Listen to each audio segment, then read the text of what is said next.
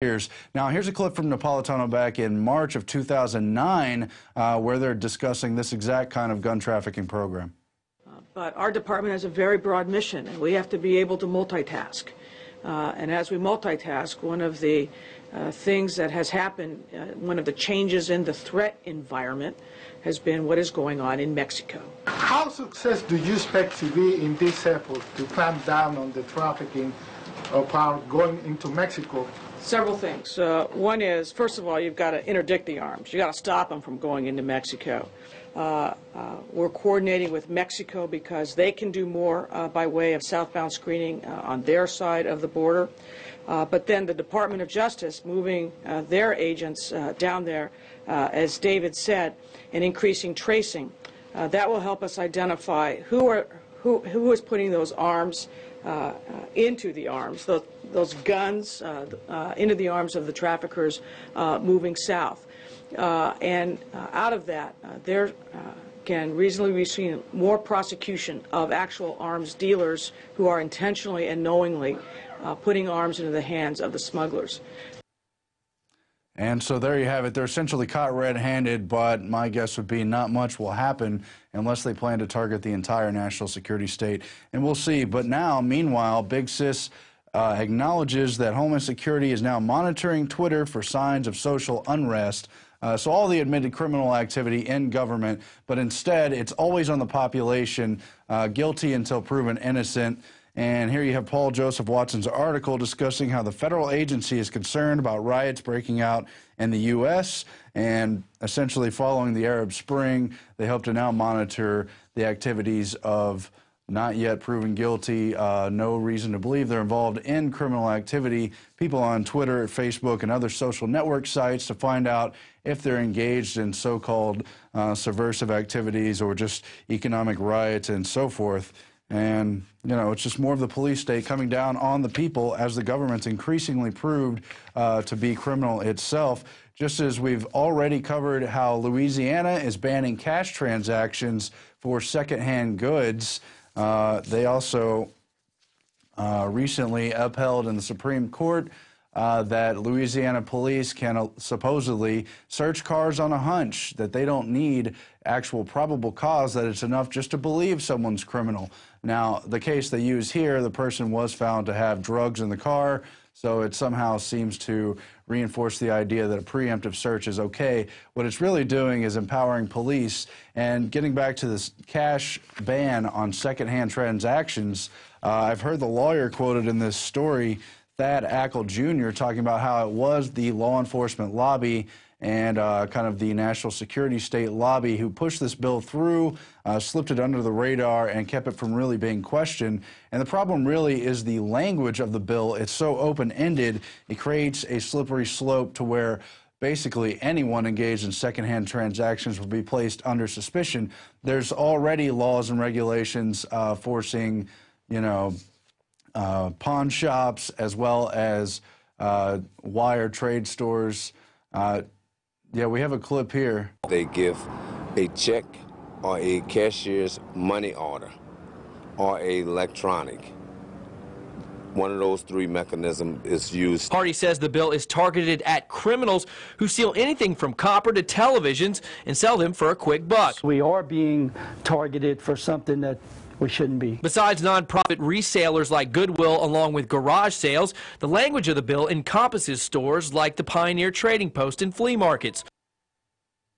Now, really the whole idea behind this bill was supposedly to target copper thieves. You've seen it reported on the Drudge Report and other places, but really copper thieves can only sell those wires to a few places, and those places already require you to provide identification that could be used by law enforcement.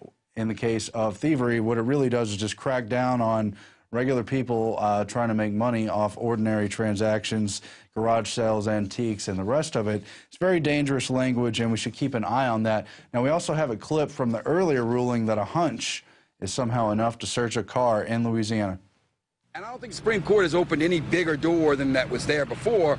They reaffirmed what the New Orleans police officer did was correct.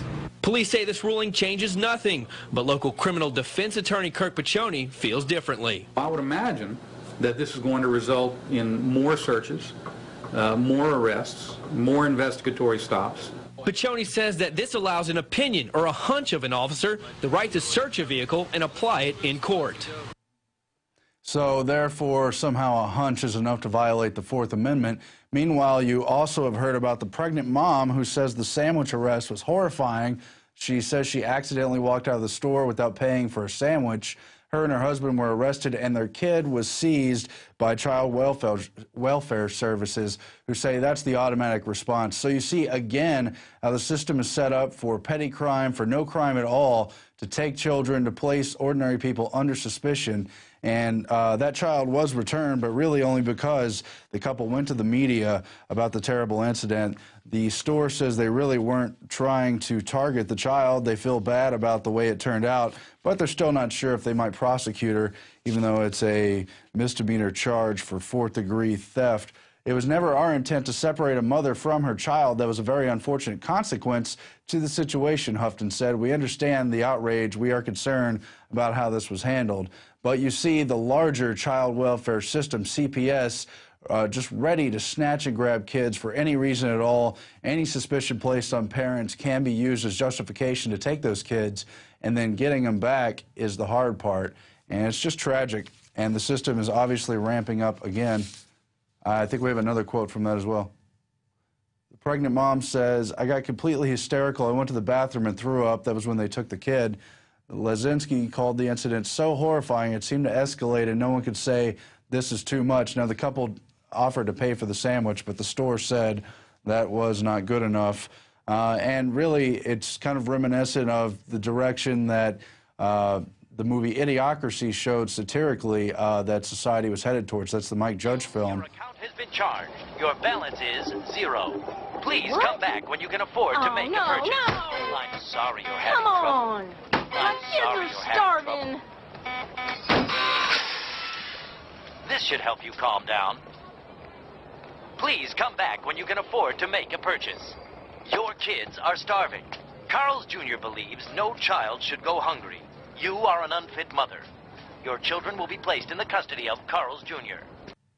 So somewhere between the corporate state takeover of the state and the bureaucracy, you know, poor mothers have their children taken away because they allegedly can't provide for them because they got angry at the machine. Satirical look at where our society really is basically headed. We're going to go to break now and come back with a whole lot more police state news, how the corrupt Wall Street cronies who work with government are not under suspicion and work directly with police to spy on protesters, while ordinary citizens are cracked down upon over and over. We'll be back in just a moment on the INFOWARS Nightly News. Don't forget the November 3rd money bomb coming up in a day and a half. We need your support, and that broadcast, 24 hours plus, will be free for everyone to watch. So tune in and spread the word.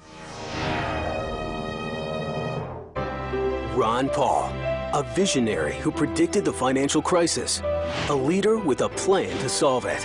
The Paul plan? Balance the budget, cut $1 trillion year one, eliminate 5 federal bureaucracies, end the foreign wars and nation building, rein in the Federal Reserve, pay down the debt, cut taxes to create jobs. Ron Paul, a plan to restore America now. I'm Ron Paul, and I approve this message. If you believe in this information and want to support its viral spread, go to the INFOWARS store at INFOWARS.com. We've got the new G.I. Joe INFOWARS t-shirts. We've got the incredible Pro Pure gravity-fed filters available at INFOWARS.com in the store. We've got a new DVD, Scientists Under Attack, the Don't Tread on Me flag. We've got all sorts of different bumper stickers to help spread the rebellion virally. It's all there, wristbands, citizen rule books in every order. Order online at INFOWARS.com today. The water filters, the canteens, it's all there, INFOWARS.com.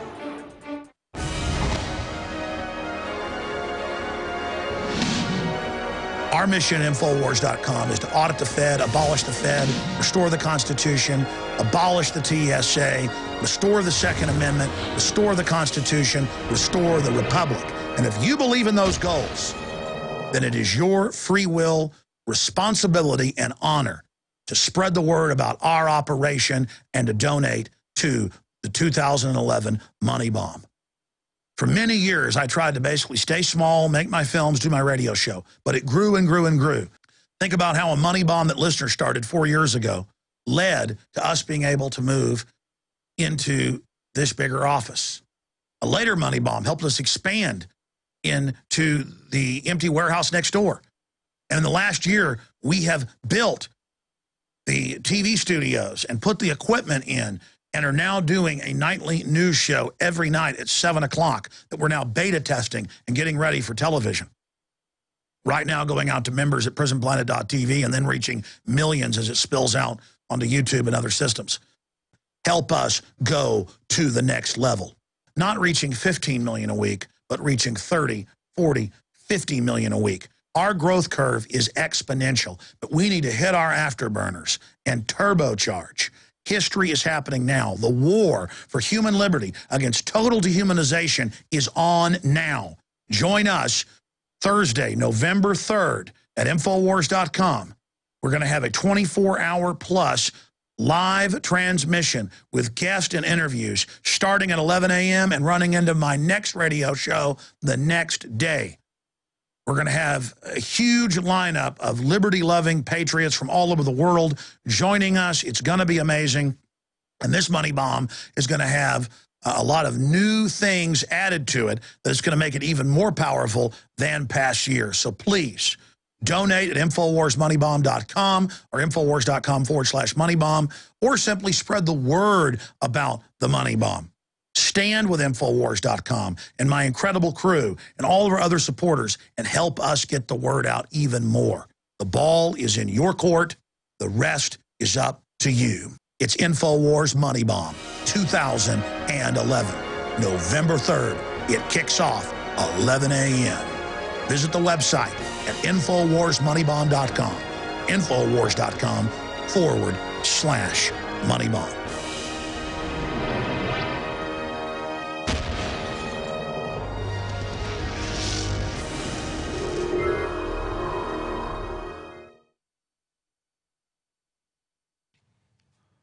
We are back on the InfoWars Nightly News, and again, I'm Aaron Dykes sitting in for Alex. He'll be back tomorrow, and the InfoWars Money Bomb is coming up very soon, so stay tuned for that important marathon broadcast. We're going to have all sorts of very interesting and powerful guests on that, but what we're really talking about today is what happens when the police state prepares for the clampdown on the people. And we talked earlier about Big Sis's plans to monitor Twitter and the rest of the social network for supposed signs of coming economic riots.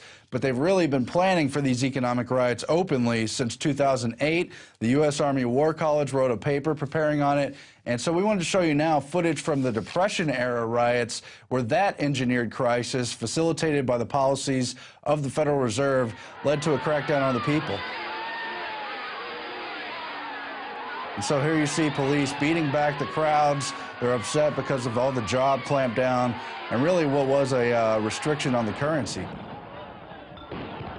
And there were open abuses here. Today we see them in the New York streets with the Occupy protesters and across the whole Occupy movement. But that's just the beginning, because as we see an even greater clampdown on the economy as things really begin to unravel, whether it's from this Greek situation or whatever else is about to come, we're going to see more of this kind of thing. It's shocking, it's scary, and it's something we thought was behind us with the Great Depression, but we're in the midst of it again.